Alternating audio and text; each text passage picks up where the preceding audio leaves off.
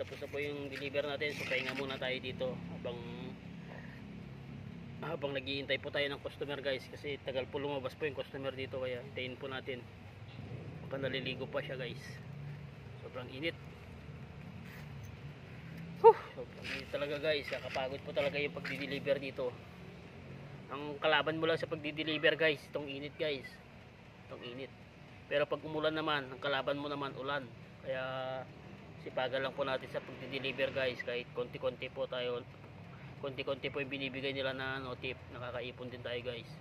May pangkape po tayo guys araw-araw, kasi sa akin guys, pag wala na pong kape guys, wala na, mamamatay na ata ako pag walang kape sa umaga, lalong lalo na pa sa pag maaga po tayong gumising sa umaga. Siyempre hanapin po ng katawan natin yung kape, kaya okay lang yan guys, okay lang, basta importante may pangkape tayo araw-araw.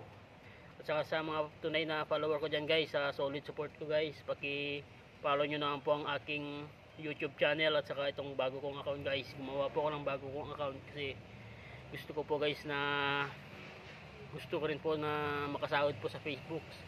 Kasi yung luma kong account guys, yung matagal ko ng account, nagkamali po ako ng setup sa ng payout guys, kaya hindi po ako nakakasahod. Kaya gumawa po ako ng bago kong account para po ma-set up ko po ng maigi para naman po makasahod na po ako guys. Nakakaingit po kasi yung mga nakikita mo na sumasahod na po sila sa Facebook, pero ikaw na matagal ka nang gumagawa ng mga content sa pagbablog mo, wala ka pa rin kita. Kaya gumawa na po ako ng bago ko pong account guys, para masubukan ko naman po sumahod dito sa mundo ni Facebook guys, kay Boss M, kay Boss Meta.